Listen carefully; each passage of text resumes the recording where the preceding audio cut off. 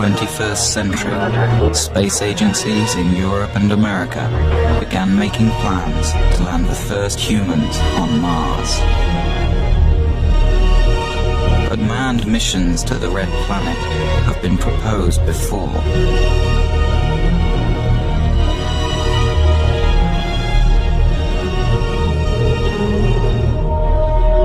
For some, Mars holds the answers to mankind's future in space. Others say Mars is too far, too dangerous, and too expensive for humans to explore. And in a world torn by troubles, some say there is no need, or will, for mankind to reach into space anymore. More than 30 years after the last Apollo astronaut walked on the moon, the American manned space program seems to have lost its way, unable to reach beyond even low Earth orbit. We've got a problem. NASA has been literally going around in circles with its space program for the past 30 years. Astronautical engineer Dr. Robert Zubrin has been arguing for years that sending humans to Mars is the mission the space program needs. It's time that we set goals for NASA that were worthy of the risks of human spaceflight. Mars is the next logical step in our space program. It's the challenge that's been staring us in the face for the past 30 years. It's the planet that's most like the Earth. It's the planet that has on it the resources needed to support life and therefore someday technological civilization. It's the planet that will provide us with the answer as to whether life is prevalent in the universe or exclusive to the Earth. And it's the planet that will give us the critical tests whether humanity can break out of the planet of our birth and become a spacefaring species. In the early 1990s, Zubrin was the head of the Mars Direct program at Martin Marietta Astronautics. His team developed a mission to Mars that could be done at a fraction of NASA's projected costs. Using only existing technology, Zubrin argues that the first steps on Martian soil could be made within 10 years. There is absolutely nothing in this that is beyond our technology. We are not ready to send humans to Mars right now. We don't know how to keep them alive. There are people out there who say we can go to Mars tomorrow. One of my requirements, one of NASA's requirements, is that if we send humans to Mars, we bring them back alive. For the past 15 years, Zubrin and his colleagues have waged a campaign to convince society and the political class that humans on Mars should be the goal for NASA now. This is the story of our cold neighbouring planet and the debate over whether man's fate is tied to the red world. It's the story of an engineer's journey and the battle of ideas over which direction in space will truly benefit mankind. We're at a crossroads today. We either muster the courage to go or we risk the possibility of stagnation and decay. The victor in this debate could determine the fate of mankind. Will we become a spacefaring species? Will we live on more than one planet?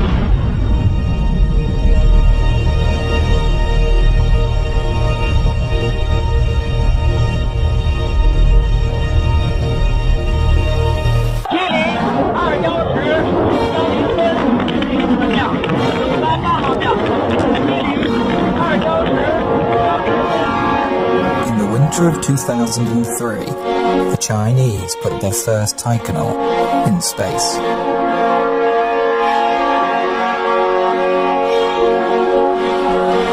The Chinese Space Administration plans to begin a manned program of moon exploration by 2017.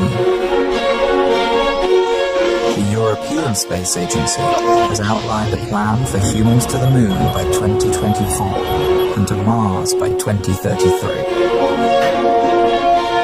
And the Russians, building on years of experience, are conducting tests for long-duration Mars missions.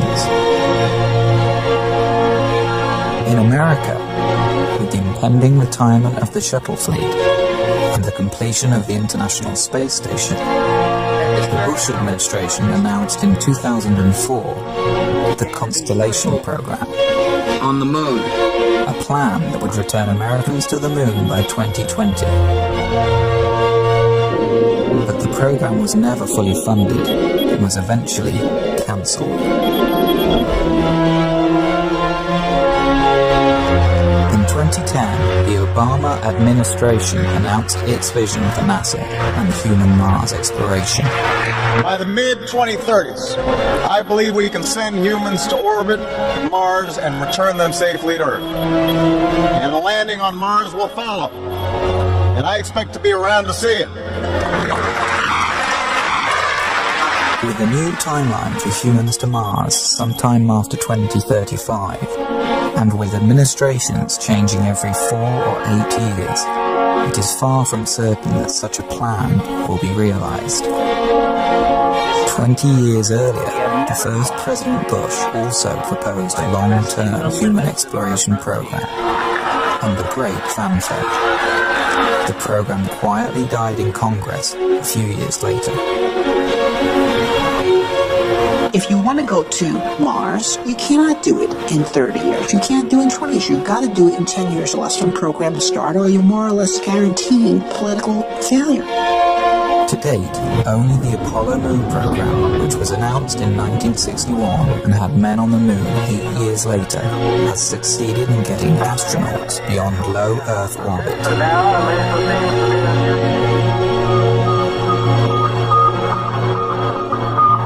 I was 5 when Sputnik flew.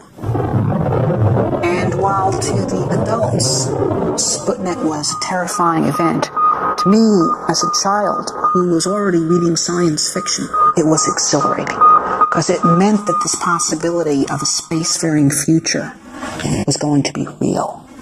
And I was 9 when Kennedy gave his speech committing us to the moon. To go to the moon in this decade and do the other things, not because they are easy, but because they are hard. I grew up during the 60s when it was Mercury, it was Gemini, it was Apollo. Every month, NASA was doing something more impressive than the month before. We were going to be on the moon by 1970, Mars by 1980, Saturn by 1990, Alpha Centauri by the year 2000. We were moving out, and I wanted to be part of that. And so I got myself a scientific education. But then, in the early 70s, this all collapsed. We achieved the first part of that program, Moon by 1970, but the Nixon administration shut down the rest, and we did not move out into space. And for a while, I accepted that, grudgingly. I became a science teacher. But then, in the early 80s, something hit me, and I said, I'm not going to accept myself doing less than what I had dreamed of doing when I was a boy. Zubrin went back to graduate school, getting advanced degrees in engineering and aerospace. He then went on to work at Martin Marietta, which later became Lockheed Martin, designing interplanetary missions. It was here that Zubrin's obsession with the Red Planet began to take hold.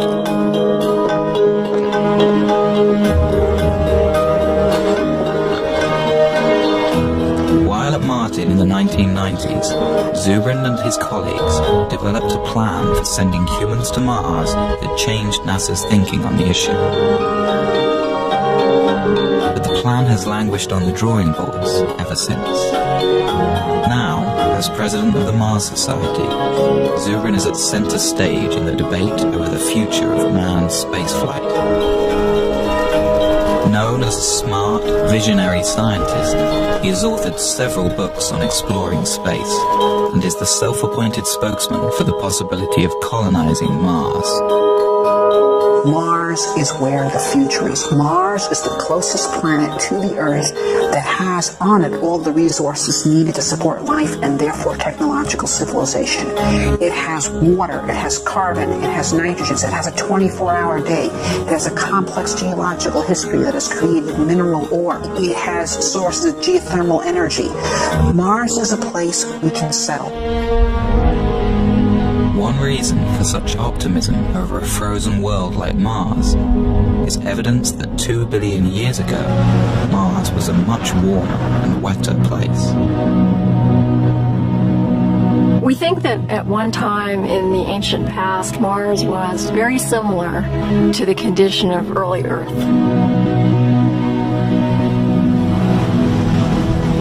This Martian warm age lasted for over 1 billion years and could have been a suitable environment for the development of life.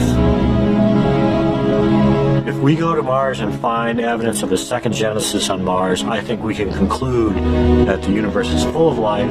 We can probably conclude that on some planets that life evolves to more complex forms, and I think we'd be reasonable to conclude that intelligence could also emerge on some planets as well. It really does answer the question, are we alone? That, to me, is a question that transcends science. It's a philosophical, societal, as well as scientific question. To me, that's the big prize. That's why Mars is interesting. That's why human exploration makes sense.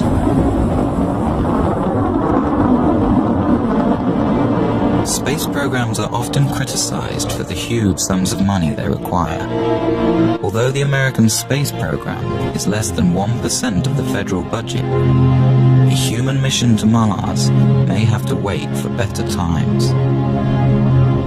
There are those who say that we have many problems to deal with here on Earth, and we need to postpone ventures such as the human exploration on Mars until these problems are solved. Well, there were many problems in Spain in 1492, and there still are.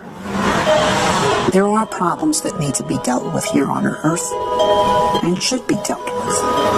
But we also have to think of the future. We also have to think about opening up new volumes in human history.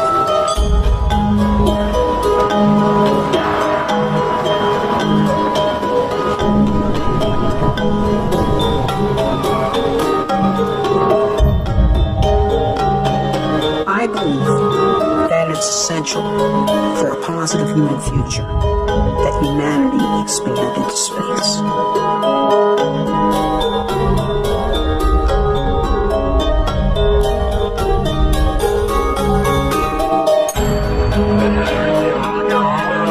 The greatest value that we got out of Apollo was the creation of intellectual capital through the inspiring of millions to go into science and engineering to be part of the great adventure of human expansion into space. There's a phrase that happened with the Apollo program, which was, if we can go to the moon, we can. And then everybody's filled in whatever they were interested in. Build mass transit, cure cancer, do this, do that. The point is, it did give us a sense that we could accomplish great things. It did bring out the best of us. We excited a generation of engineers and scientists.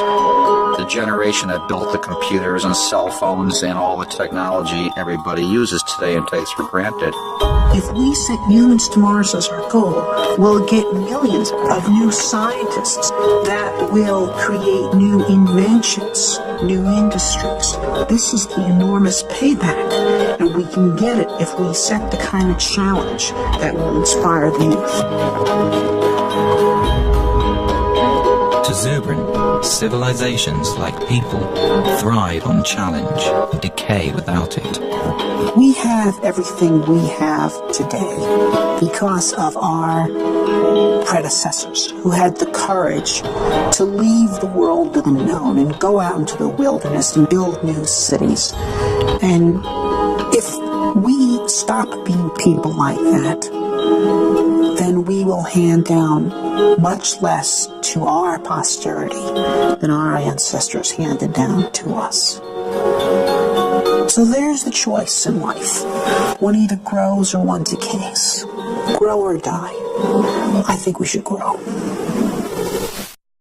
History proves that we have never lost by pressing the limits of our frontier.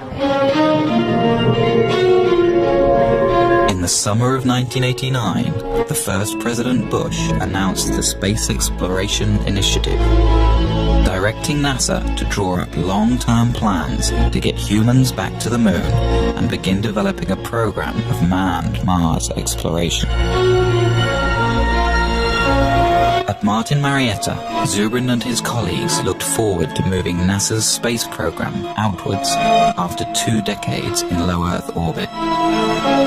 Of course, we were very excited when Bush made his call saying that he was making a national commitment to implement such a program. NASA assembled a large team to take on the space initiative. In 90 days, the team developed a 30-year plan that required an enormous buildup of space infrastructure. What the NASA bureaucracy decided to do was basically design the most complex mission they possibly could in order to make sure that everyone's pet technology would remain mission critical, which is the exact opposite of the correct way to do engineering. First, NASA would triple the size of the planned space station and add enormous hangars, as well as free-floating fuel depots, checkout docks, and cruise stations. Then, on the moon, they would construct more shipbuilding facilities, bases, and depots. Next, the moon crew would construct the Mars ship, a huge craft dubbed by its detractors as Battlestar Galactica. This ship would carry everything to Mars over an 18-month flight. Once in Mars orbit, a small group would descend to the surface, spend a few days, then plant a flag in the ground and go home. The plan became known as the 90-day report. To those of us at Martin who had been engaged in designing Mars missions, when we saw the monstrosity of complexity of the 90-day report, we were dismayed, and it was readily apparent to anyone with any insight that that program would fail politically. The plan was submitted to Congress. The estimated cost, $450 billion. The legislators went into sticker shock. This would have been the single most expensive program for the United States since World War II. By the end of 1990, Congress had refused all requests for SEI funding. When the realization came that SEI was doomed, Zubrin wrote a memo to his colleagues at Martin Marietta, outlining his problems with the NASA plan and arguing for a more direct approach. Zubrin favored launching a Mars mission directly from the surface of Earth, using only existing rocket technology. This negated the need for a lunar base and avoided the complexity and cost of building ships in space. He also objected to NASA's plan for a short surface stay on Mars, a mission that would amount to little more than a flag and footprints exercise. To Zubrin, we were going to Mars to explore and develop a new world. To maximize surface time, Zubrin proposed using a faster flight path, known as a conjunction-class mission. This would mean a crew could arrive on Mars after only a 6-month journey. They would then remain on the Martian surface for a year and a half. This would give the team time to explore a wide area and conduct detailed research about the planet. Then, as the Earth return window opens, the crew would launch from Mars for the 6-month trip home. Zubrin was convinced that a simplified, more robust and cost-effective mission could be designed using these principles. Along with several like-minded colleagues, Zubrin decided to ask management at Martin to allow them to design alternative Mars missions. The management approved that, and we formed a team. It was known as the Scenario Development Team, of just 12 people from the whole very large Martin company. One team member, whose thinking was closely aligned with Zubrin's, was David Baker, I went off to my office and said, all right, how would I do a Mars mission if I had to pay for it and I had to go on the ride? And I said, well, it's going to be simple. It's going to be no on-orbit assembly. I really tried to take everything out of the mission that didn't absolutely need to be there. While the rest of the team focused on longer-term, more traditional mission plans that required on-orbit assembly, Zubrin and Baker decided to collaborate on a mission that could be done near-term. We decided to do Mars the way Lewis and Clark did America. Okay? Use local resources. Travel light, live off the land. Zubrin and Baker were convinced that a Mars mission could be launched directly from the ground. The other team members felt this was impossible, that the weight of the rocket fuel required for a round trip to Mars was so enormous it would render the launch ship impossibly heavy.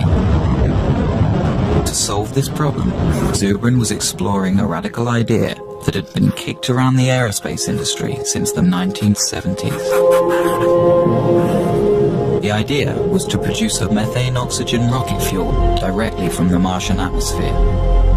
It was a relatively simple and robust chemical engineering procedure that was done commonly in the 1800s, the era of the gaslight. If the idea worked, astronauts could land a relatively light ship with empty tanks. They wouldn't have to ship all the fuel with them for their return trip. This would radically lower their size and weight. The only problem was methane-oxygen fuel requires a hydrogen component. Hydrogen exists on Mars in the form of H2O, but water may be difficult or impossible to extract from the Martian environment.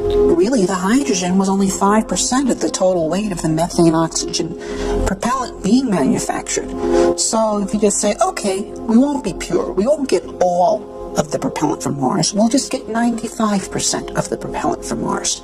The other 5%, the hydrogen, we'll just bring from Earth. Another fundamental resource that could be extracted from the Martian environment is oxygen. A second processing unit could separate oxygen molecules from the thin carbon dioxide atmosphere, providing breathable air for a Mars crew. If used intelligently, the same resources that make Mars interesting are precisely what could make it attainable. Baker and Zubrin had greatly reduced their mission mass, but they still found their ship was too heavy and would require 2 launches and assembly in space. Then Zubrin hit on an idea. Well, one of the key events of the Mars Direct development was one morning Bob burst in my office and said, I've got it. The idea that I finally hit on in 1989 was that we'd split the mission up into 2 parts, and we'd send the return vehicle out first with its own return propellant plant.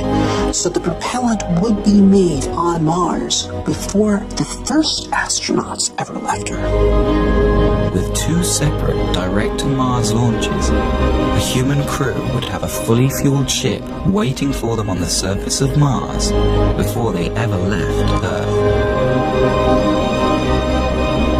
So Zubrin and Baker had come up with a plan that seemed to accomplish all of their goals. It was relatively inexpensive, development time was short, they could use existing technology, and it allowed for a long stay on the Martian surface. They dubbed their idea Mars Direct. S13, disconnect, enable on. Let guys go. Aboard an Ares rocket is the Earth Return Vehicle, or ERV. No one is aboard this ship. It will pave the way for the astronauts who, years later, will use the ERV to return to Earth. 1.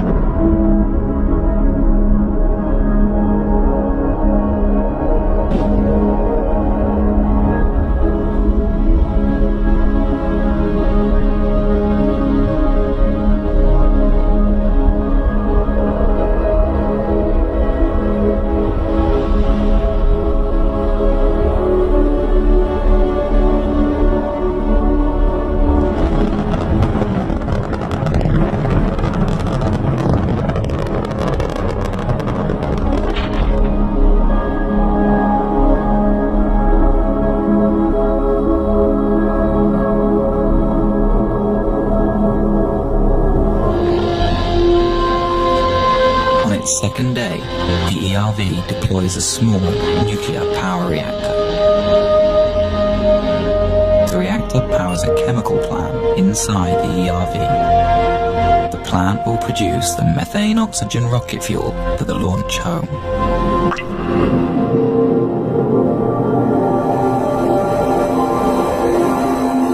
Nearby, a second robotic rover is guided to a pre-picked landing site for the human crew. It places a radar transponder to help guide the astronauts in. The long journey to land a human being on Mars begins. 3, 2, 1, engines start.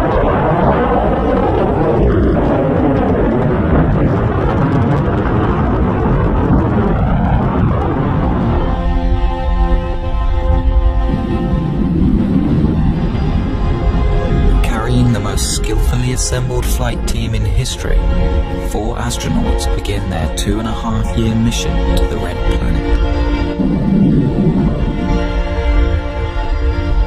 This will be the first time a human has gone beyond the Earth-Moon system, 250 million miles farther than any person has ever been.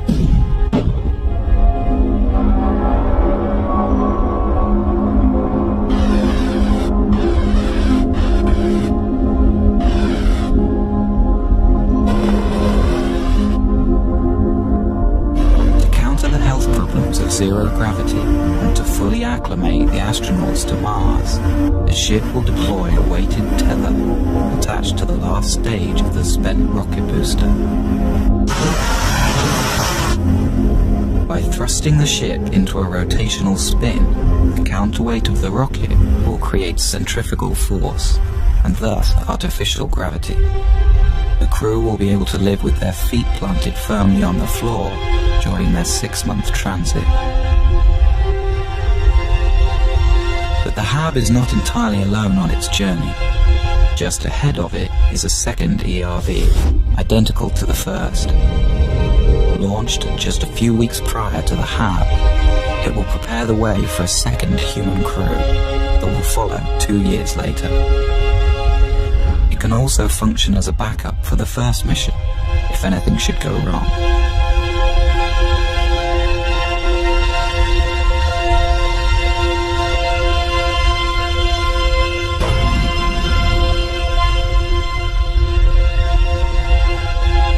On the 6th month of the flight, the crew will gaze upon an alien world. This is the new frontier. Oh, spectacular. Just spectacular. After days in orbit, and satisfied with the landing conditions, the crew will receive final word from Mission Control on Earth. All systems are go for entry, descent, landing. 3, 2, 1.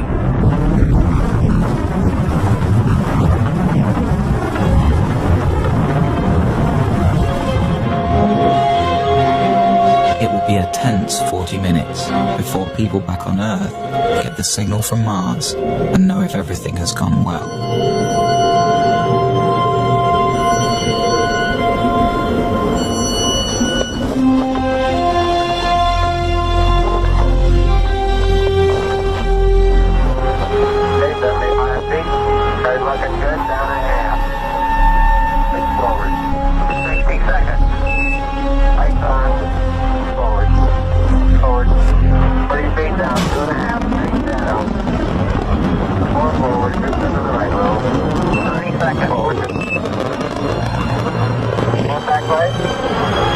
Okay, engine stop. We're seeing it on the LTP.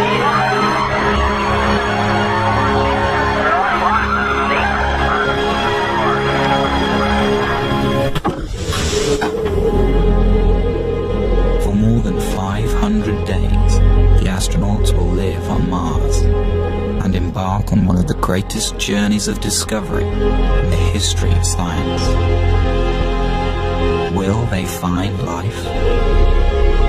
Or the fossilized remains of past life?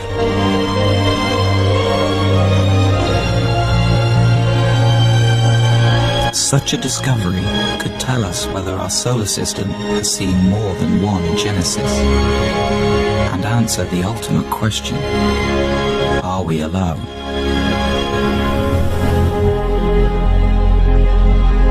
In any case, these explorers will be learning how feasible the colonization of Mars really is, and whether or not mankind has a future among the stars.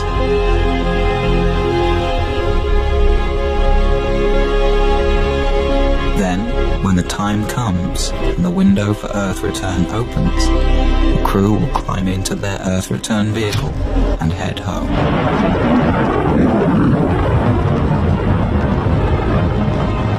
They will arrive home heroes, the first to stretch the limit of man's expanse from one planet to another, their names added to the list of great explorers of new worlds.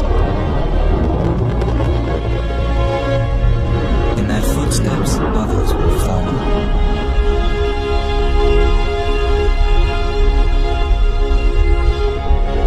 What began as a trickle is free to rise into a deluge of humankind, sweeping over a once barren land and transforming it into a viable new world.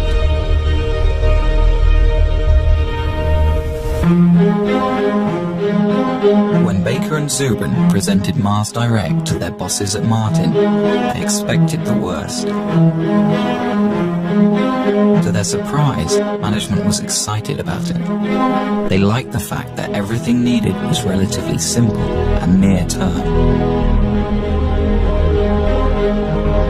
As time went on, Martin Marietta embraced Mars Direct as their creation and put Bob and I on an airplane to several NASA centers to present Mars Direct and try to build some momentum for it. Baker and Zubrin flew to the Marshall Space Flight Center in Huntsville, Alabama. This had been one of the original design hubs for the Apollo moon landings, but recently many of the engineers had become demoralized by the failure of NASA's SEI program. Spacecraft and everything. Tag team style, Baker and Zubrin presented their alternative mission architecture. The response was thrilling. The old school Apollo crowd embraced it. This was a plan that actually made sense and was within reach. Baker and I gave a number of briefings. The first was at the Marshall Space Flight Center. Next was at Johnson. These people were incredibly excited. Over the next few weeks, Zubrin and Baker were flown around the country, pitching to all branches of NASA. And everywhere they went, the response was electric. The plan was standing up to scrutiny, and groups all over NASA were converting to Mars Direct. Their tour culminated in a public presentation to the National Space Society. The crowd gave the two aerospace engineers a standing ovation.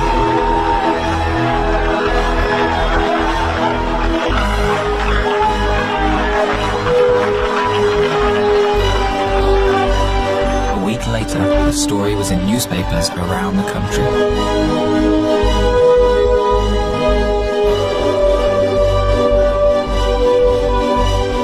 A counterattack was beginning to form within NASA. The space station teams and many in the advanced propulsion groups were against the idea. Since Mars Direct didn't need their programs, they felt under threat. As quickly as doors opened for Zubrin and Baker, they began to close. NASA didn't want to pursue a Mars mission at that time. They didn't want to be derailed by a bunch of Mars fanatics that thought that their idea of what NASA should do should overwhelm what NASA thought NASA should do. What we did in Mars Direct was literally come up with the leanest solution, the one that involved the least spending on an assortment of technologies and infrastructural elements, including, for example, we made no use whatsoever of the International Space Station. And so people involved in all those programs were very upset because we were showing that you could go to Mars without their program being required. They felt that we were de-justifying them. The NASA administration rejected Mars Direct. The two engineers were outsiders again. But Zubrin remained determined. Bob had grabbed hold of it and and I could see that it was his, and no matter what I did, he was going to do what he was going to do, and he was going to be a proponent for it and push it, and I really saw my role sort of evaporate. It's a little bit like being a dim planet next to a bright star around him in terms of his enthusiasm, and you really can't compete with that. All you can do is decide how you're going to deal with it. By February 1991, Baker quit Martin to start his own firm. Zubrin battled on. For the next year and a half, Zubrin tried to get NASA to pay attention, giving speeches, writing papers, but Mars Direct's time seemed to have passed.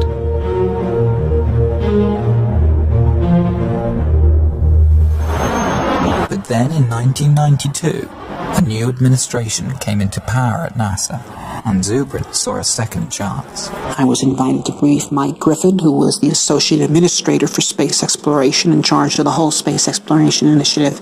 He immediately became a very strong supporter of Mars Direct. But before the engineers at NASA would take another look at Mars Direct, they wanted Zubrin to prove that producing rocket fuel on Mars could work. They gave Martin Marietta a small budget to do an experiment. Zubrin and his team built a machine called the In Situ Propellant Plant. It could take carbon dioxide, the dominant gas in the Martian atmosphere, combine it with a little hydrogen, and produce a methane-oxygen fuel. We did it in 3 months with a very small team. We built a plant that was 94% efficient, and no one who actually participated in that effort was actually a real chemical engineer.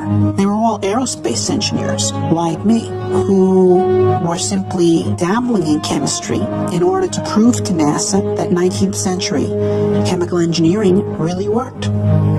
With the experiment a success, the administration had Zubrin give detailed briefings of the mission plan to the engineers at the Johnson Space Center. They liked it, but had some problems. Dave Weaver was the lead mission architect. There were a number of things that we were concerned about with Bob Zubrin's mission. First of all, we thought his estimates of mass were probably too optimistic. Didn't have sufficient margins for a variety of things, not the least of which would be things like provisions for the crew, the amount of water that would be required. We thought his ascent vehicle was very large, which meant his power requirements, his propellant requirements were much larger than needed to be. His trip times out were too long, and that for very little effort you could get them shorter. The other problem was the size of his crew. He had a 4-person crew. I think virtually every study that's been done says that a 4-person crew for a 3-year type of mission is probably not realistic. Weaver took Zubrin into his office, and the two men worked out compromised mission architecture. First, Weaver wanted 3 launches for every mission instead of 2. The first year, 3 ships would launch: a MAV, Mars Ascent Vehicle, an unoccupied HAB, and an ERV, Earth Return Vehicle. The HAB and MAV would land on the surface and begin producing fuel for the return flight and air for the crew. These craft would spend 2 solitary years on Mars, allowing NASA to test all of the systems before sending a human crew. Then, in the 3rd year, 3 more ships would launch, this time with the HAB occupied by astronauts. The other 2 ships are for a future mission, unless needed as a backup for this crew. Once on Mars, the team could also utilize the first HAB. Then, after a 1.5-year stay, the crew would climb aboard their small capsule and rendezvous with the return ship. This ship would carry them back home in a roomier environment than Zubrin's ERV. Zubrin called the plan Mars Semi-Direct. NASA called it the Design Reference Mission. They had a larger crew than we had. They had bigger ships. They had more equipment. They had heavier equipment.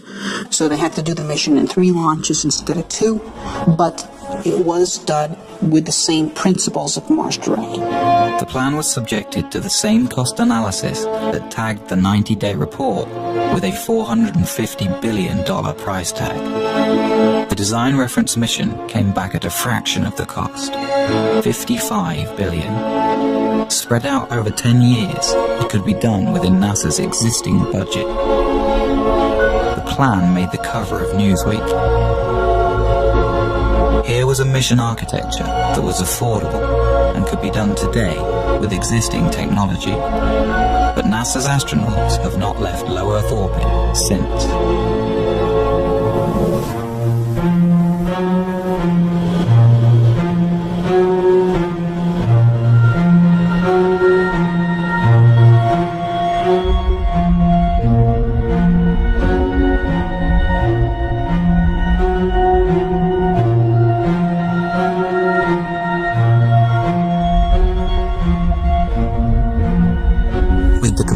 Of the International Space Station and the retiring of the Space Shuttle program, a debate rages over the future of space exploration.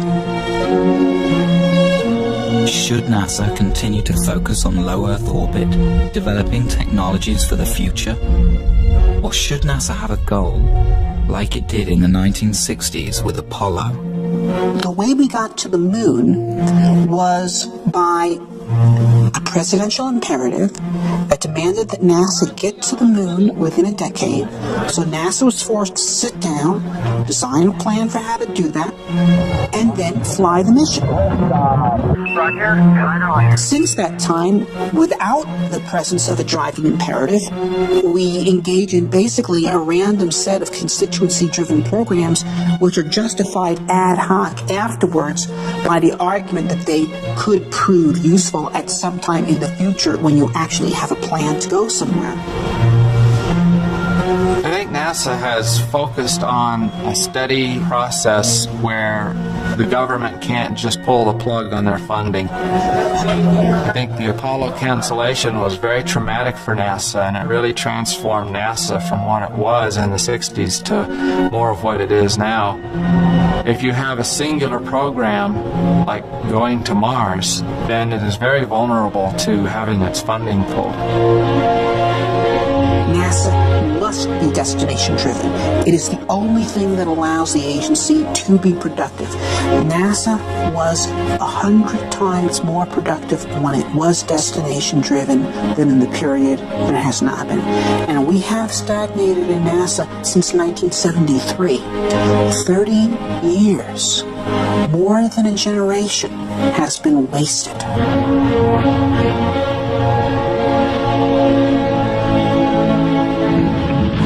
The space program's been stagnant for 30 years. There's a once-in-a-generation shot right now to get it moving again by giving it a goal that'll take it somewhere. So the stakes today are high. And if you ask me if I am nervous right now, I am.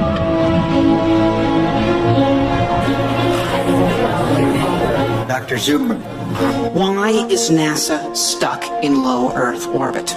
The problem with NASA's lack of current achievement is not money. The problem is lack of focus, it's lack of a goal. It shouldn't be humans to Mars in 50 years. It should be humans to Mars in 10.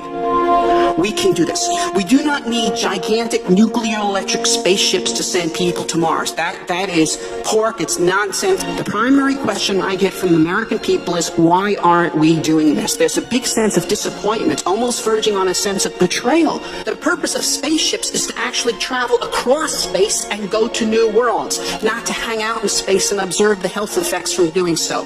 Dr. Zubrin, in your testimony, you were very passionate, but you also were mad. You're mad we haven't done this, or that this vision has been stolen from a generation? I guess you could say that. It's like Columbus coming back from the New World and Ferdinand and Isabella saying, so what, forget it, burn the ships. Okay, that's what has happened in this country.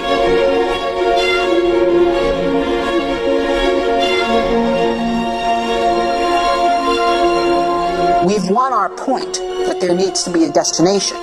What we need, the point we need to win on now is the destination needs to be Mars, and it needs to be soon.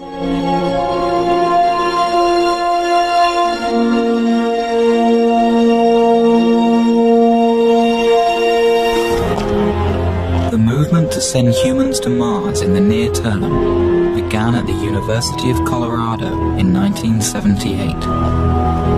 A graduate student in astrogeophysics named Chris McKay gave a small seminar on the possibility of introducing life to Mars. I got interested in Mars in graduate school. I entered graduate school the same year that Viking landed on Mars and sent back these images and sent back data that showed all the elements needed for life are here on this planet, and yet there's no life here.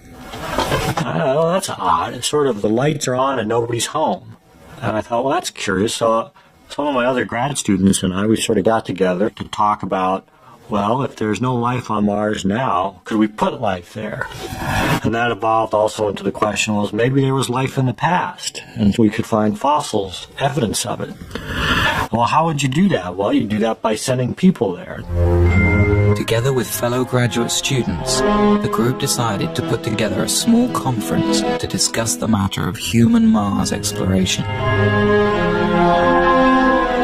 We basically just started a forum. We invited everybody from all the NASA centers and from all the universities who were involved in it, and they all came. And it really was, in retrospect, I realized a very important step toward building a consensus for human exploration of Mars.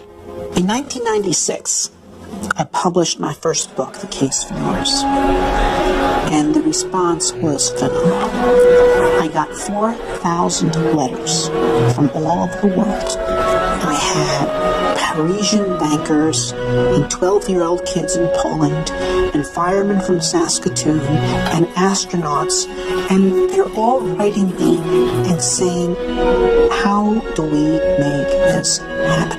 Bob Zubrin came to the third Mars conference and got very much involved. And he was willing and interested in forming a society, forming a group and organizing. He said, look, if we can pull these people together, if we can get them to work together, we could have a force that could actually make humans to Mars happen. The group formed the Mars Society. Robert Zubrin became the president. They held their first convention in 1998. The convention was just magic. We had no idea how many people were coming. They were there not just from the United States and Canada and Europe. They were there from Israel. They were there from Mozambique. They were there from New Zealand. It was astonishing. Since its inception, the Mars Society has attracted members worldwide. Derek Shannon is the head of the Southern California chapter. He's met with political leaders from all over the country. If you make them look at the whole Mars vision in historical terms, it becomes a much easier sell. How will the Martians remember our century? They're probably not going to remember our deficit, our wars, our healthcare. Those will be footnotes. What they'll remember is that out of all of human history, there came a generation that decided to take this amazing step out into space. And if you tell politicians that they're the ones whose names actually get to be remembered, that's when, hopefully, the space program starts going somewhere. In order to further the knowledge necessary for a manned mission to the Red Planet, the Mars Society has been building research stations around the globe, all of them based on the design of Zubrin's HAB module. Most recently, the Society set up a desert research station in Utah. Here, international researchers and aerospace students come to do experiments under the harsh desert conditions and learn what's necessary to keep a Mars crew alive and productive. Basically, what we're doing here is undergoing analog studies. Crews of up to 6 people at a time come together to live in a full simulation environment for up to 14 days. So what that means is every time we go outside the HAB, people have to don spacesuits, they have to depressurize.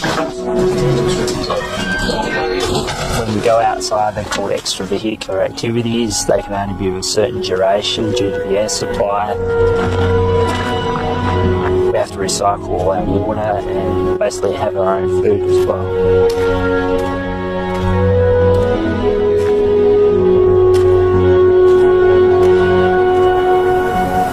It's great to fantasize, but it's another thing when you have to put it together, when the nuts have to fit the bolts.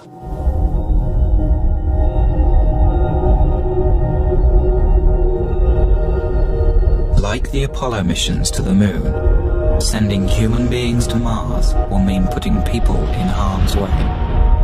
There are many dangers in outer space, and many things could go wrong. A serious equipment breakdown could doom the crew to their deaths. Some argue that the risk of failure is simply too high. You know, back in the days when medieval man was looking out from Europe and thinking about exploring the world was unknown and map makers populated their maps with dragons. Well, we've got the same thing today. There are people who are afraid to go out into space, and they've populated their maps of the solar system with dragons. You know, we've got cosmic radiation, we've got zero gravity, we've got back contamination. But these are dragons that we can take on.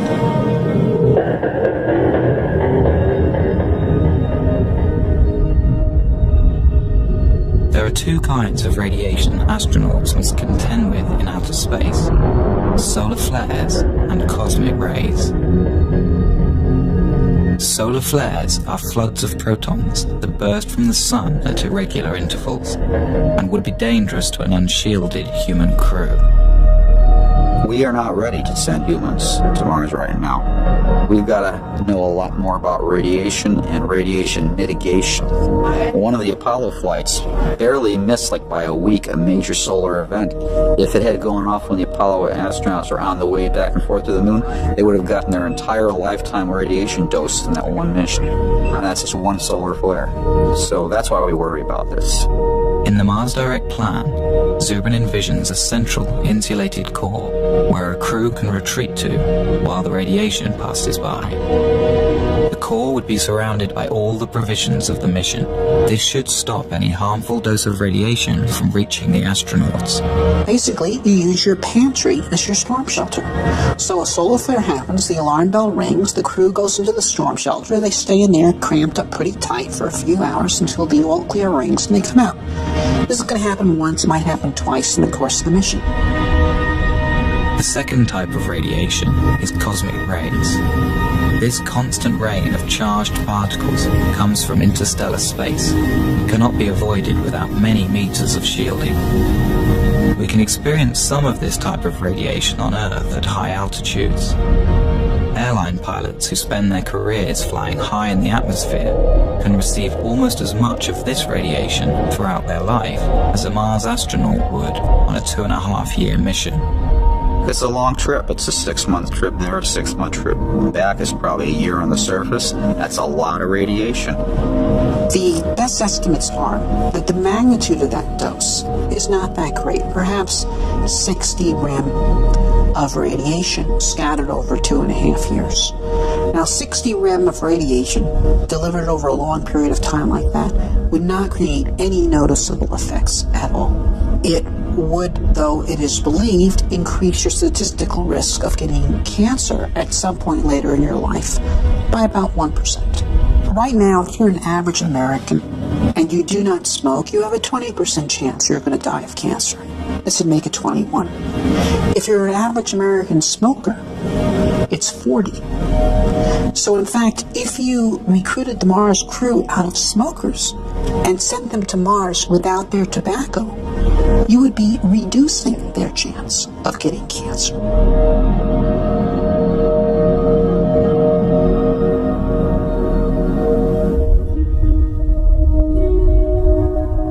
With the immense distance from Earth, never before experienced by a human being, with the constant dangers of outer space surrounding their small, life-sustaining craft, and with nowhere else to go, the psychological impact on a crew could be severe. Fear is real. I mean, it would be to me abnormal for a person to not feel the fear of getting on a rocket and launching into space and going to Mars. So I think fear is a very normal thing that all astronauts, in fact, are supposed to have. And I would be afraid to fly with someone who does not have fear. Some psychologists worry that cabin fever could set in, and the crew might literally go crazy. The human Mars mission is a more rigorous and difficult condition than most of us experience in daily life, but it is hardly a more difficult situation than many people have endured throughout human history. We could compare the Mars crew to the crew of 19th century or prior sailing vessels, many of whom were away from home for 3 years or more than 3 years, under conditions in which they're eating extremely bad food, without any medical knowledge to support their health, commanded by brutal officers. In every respect, the crew of the human Mars mission, with the full support of mission support and the whole world cheering for them and great rewards awaiting for them in life upon their return, is in a vastly superior condition. The Mars Direct crew will spend most of their time inside the 2-story hab, carefully designed to promote psychological well-being despite the confinement.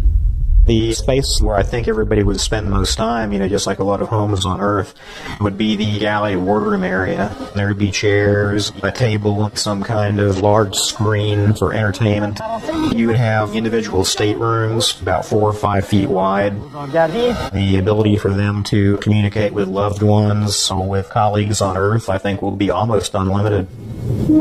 A Mars crew will need to be carefully chosen and thoroughly tested to ensure their ability to handle the extreme isolation. Absolutely unreal. John Young, who went to the moon, used to say that he could cover the Earth by just lifting his thumb up to it. And he says that when you go to Mars, you are going to redefine the concept of loneliness. And so it is very important that the crew be well balanced and well chosen so that they can support each other. Whoever gets picked to go, they will have to learn to live together for 2.5 years. If you put out a call for volunteers for the first crew to Mars, they'd be lined up coast to coast. Most people recognize what's left after you go is the good you left behind. And to take part in an adventure of this character, such a historic character, of extending the reach of the human species, this is something of immortal significance.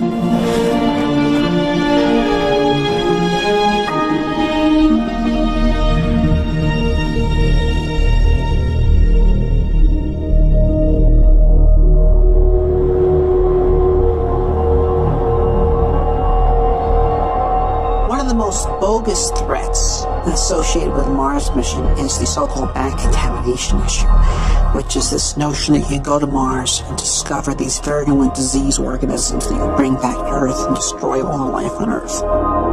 If we discover life on Mars, one fear is that our Earth biology will have no defense against possible Martian pathogens. Some argue that missions to Mars cannot be risked until we can prove Mars is free from harmful contaminants. This is completely nonsensical. There's natural transfer of material from Mars to Earth all the time. You get around 500 kilograms of unsterilized Martian rocks landing on Earth every year, and they have been doing so for the past 3-4 billion years. And so if there were Martian organisms that could contaminate the Earth, they've already done so. Although the prospect of Martian diseases seems remote, lawmakers have required that NASA create elaborate protocol to ensure that any extraterrestrial material stays contained. And like the Apollo astronauts, who spent 17 days in quarantine after their return from a sterile moon, the Mars crew will have to be thoroughly tested for any harmful Martian pathogens. The probability is infinitesimally tiny. But nevertheless, this is our home planet and it's extremely important and we have to protect it. The idea of a pathogen on Mars is clearly ridiculous because there is no megafauna or megaflora on Mars for pathogens to infect. So it is impossible to propose a credible life cycle for a Martian pathogen. The diseases that afflict us have been co-evolving with us and our ancestors and near relatives for the past 3 billion years, and they are specifically designed to live inside the habitat of the human body and to overcome its defenses, and they've been engaged in an arms race with the human defenses for those 3 billion years. This is why humans do not get diseases from distantly related species. For example, I don't know of any person who has ever contracted Dutch elm disease. And trees don't get colds.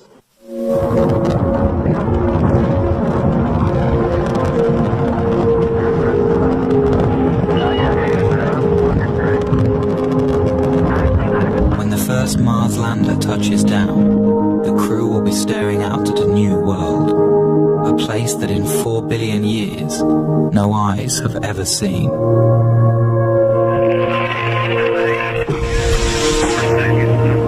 The crew won't be alone.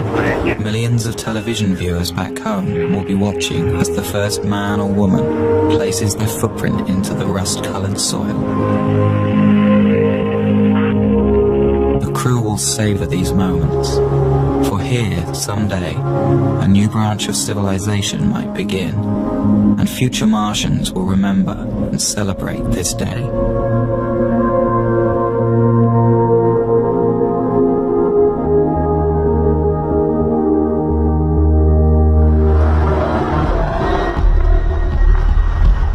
There is much for the crew to do and explore. One of their main mission objectives will be to search for signs of microscopic life. To do this, they will follow the ancient water flows. For on Earth, where there is water, there is life.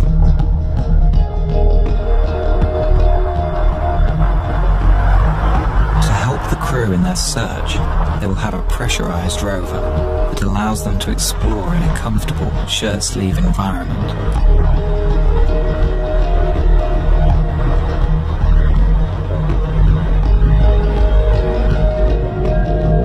This means the crew can examine a vast area around the landing site during their 18-month stay. And there is much to explore.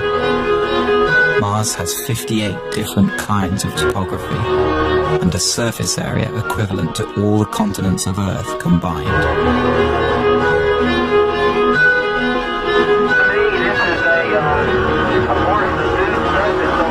If these explorers can uncover the fossilized remnants of indigenous Martian life, they will redefine mankind's understanding of its place in the universe.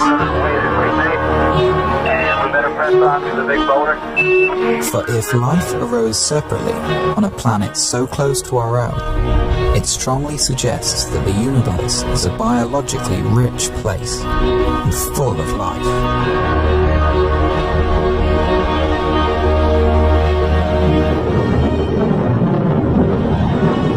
For some, the ultimate question of Mars, though, is will there be human settlements on the planet? Will Mars become a new branch of human civilization?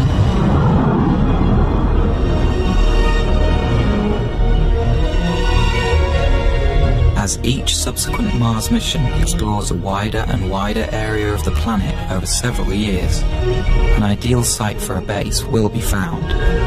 Probably one with a thermal vent that can supply water and power. At that point, Several HABs will be landed in this one spot, with crews that plan to stay for 4, 8, or even 12 years. The HABs will be interconnected, and a permanent human presence on Mars will be established. This scientific community will have to learn to become self-sufficient, to be able to survive on Mars without supplies constantly being sent from Earth. But unlike any other planet in the solar system, besides Earth, Mars has all of the fundamentals needed to make this possible. Its 24-hour and 37-minute day is critical for growing plants. It has all of the elements necessary for creating building materials like plastics, metals, and glass. And it has oceans of water frozen into the soil. If we can develop this craft of living on Mars, then Mars becomes inhabitable. Not immediately physically, but intellectually. I mean, look, what determines whether an environment is habitable or not? Is Colorado habitable? We're not naturally adapted to live in Colorado. We're tropical animals. No one could survive a single winter night here without technology, such as clothing, efficient use of fire. We invented our way into becoming people that can colonize such hostile environments.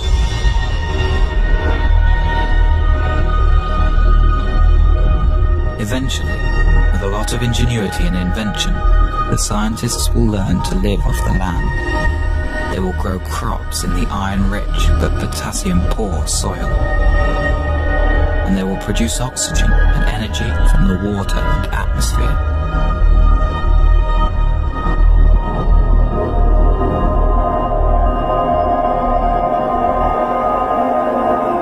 Sooner or later, children will be born, the first true Martians. They will grow up to see Mars as their home. With time, more and more people will arrive. These won't only be scientists, but settlers, people who plan to stay. They may come for all kinds of reasons, but to them, Mars will be a chance to start over, to build a new life for themselves.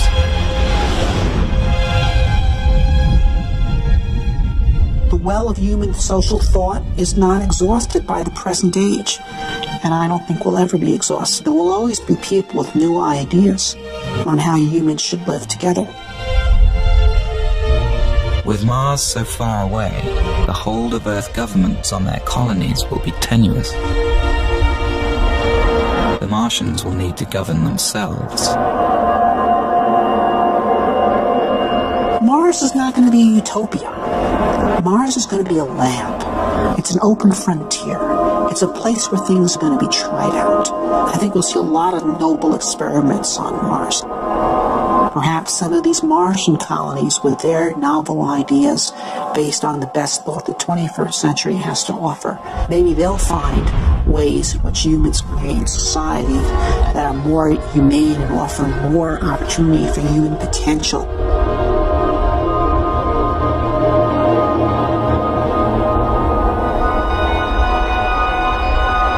The ultimate dream of the Martians will be to terraform their planet, to make Mars as hospitable as Earth. This may not be as big a fantasy as it seems. Here we are on Earth, a world that's very sophisticated and developed and complete. And anything we do is just a subtraction. It's because we live in such a biologically rich planet. When we go to Mars, we have an opportunity that we don't have on Earth. Here's a planet that's died. Here's a world that's not full of biology. It probably doesn't have any at all. Well, there, we can actually do something to help.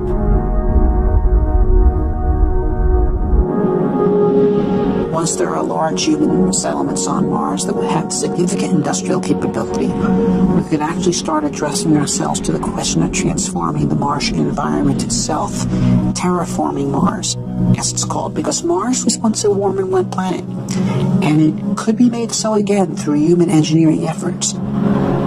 With daytime temperatures in the Martian tropical zone averaging around 0 degrees centigrade, and with an atmosphere only 1% as thick as Earth's, exposure to these elements by a human without a spacesuit would be instantly fatal. The first step to terraforming Mars and bringing it back to life will be for the Martian colonists to warm up their planet. But we know how to warm up planets. We're doing it on Earth by putting gases in the atmosphere. On Earth, it's not a good idea to warm up the planet. The temperature is just fine, thank you. We don't need it any warmer here. But in principle, if you could trap the sunlight reaching Mars today, every single photon that's hitting Mars would warm up in about 10 years. Well, obviously you can't trap every single photon that's hitting Mars, but you can trap about 10% of them with the greenhouse effect. So that would imply that Mars could warm up in about 100 years. Well, 100 years is a long time, but it's not astronomically long. One idea is to build small, automated factories that produce super greenhouse gases with no ozone-depleting side effects. Although these gases would be unwelcome on Earth, for the Martians they would be an efficient way to trap heat. Then within a few decades, we would raise Mars by more than 10 degrees centigrade. And if you did that, that would cause massive amounts of carbon dioxide that is currently absorbed into the Martian soil to start to outgas. Carbon dioxide is also a natural greenhouse gas. As it builds up in the atmosphere, more and more heat will be trapped, which will in turn cause more CO2 to outgas. The process will become automatic, and as the atmosphere thickens, Mars will eventually reach a state of equilibrium and stay warm naturally.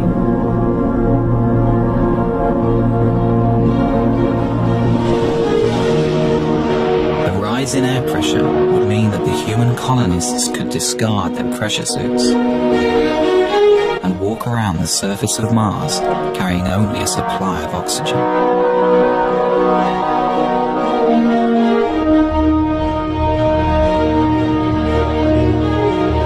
And as the temperatures rise on Mars, water frozen into the soil will begin to melt out. And for the second time in its history, Mars would have liquid water on its surface. Dry Martian rivers will start to flow. Seas will rise. And there will be rain clouds in the skies.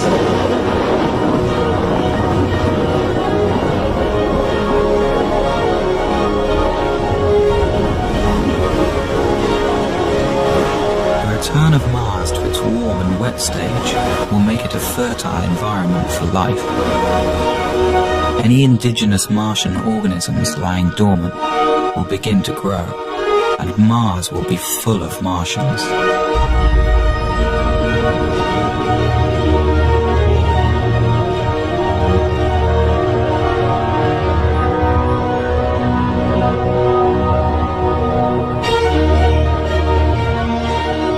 If no native life emerges, or that life is all dead, then humans could begin addressing the idea of bringing life from Earth.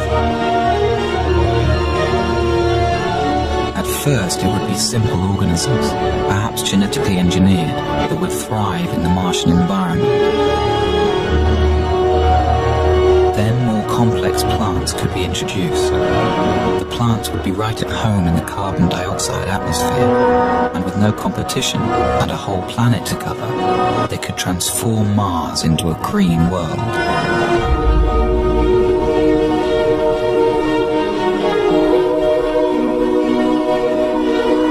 Warming Mars so that it sustains life is rapid, but then the slow process of making the atmosphere breathable for humans and animals starts, and that's done by plants. Although the process will happen naturally, if the colonists can't find a quicker way, it will take tens of thousands of years. This is a philosophical debate. Many people think the universe has a big sign on it that says, "Do not touch.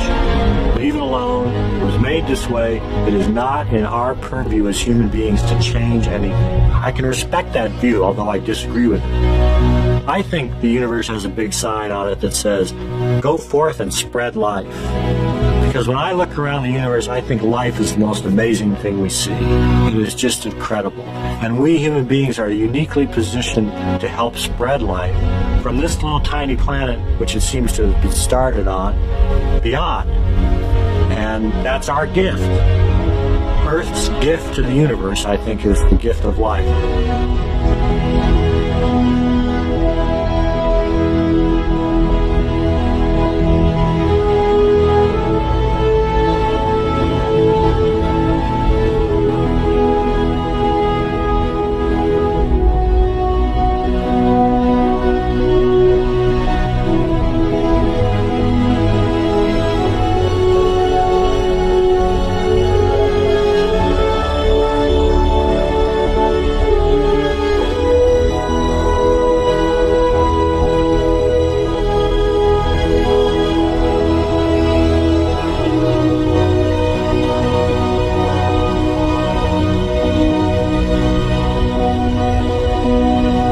This scheme for terraforming Mars is based on 20th century notions of engineering. I don't think it is how Mars will actually be terraformed.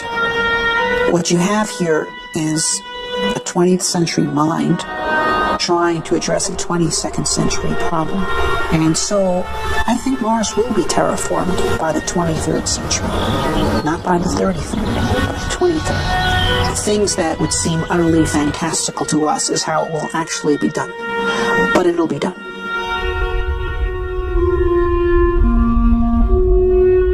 We're at a crossroads today. We either muster the courage to go, or we risk the possibility of stagnation and decay. The exploration of the solar system and expanding life to the rest of our solar system and someday beyond is the kind of thing that will keep our civilization going.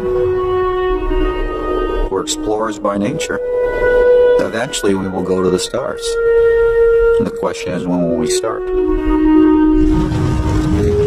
I think the Man-Mars mission could happen within 15 years. Some days I'm very optimistic. I think we can do it in 10, maybe 15 years. Other days I see all the political things that go into the space program. I look back on the 30 years we've been bogged down, and I get more negative about it, and I say it's going to be another 3 decades or 4 decades. I would be surprised if we got to Mars prior to 2025 or 2030. In May of 2018. Understanding the various political obstacles that exist and what we need to fight through to get the program started, I believe that we will be on Mars by 2020.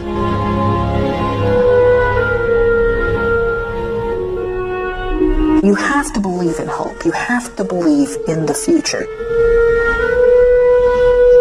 There are more and more people coming around to the point of view that a positive future for humanity requires human expansion to space.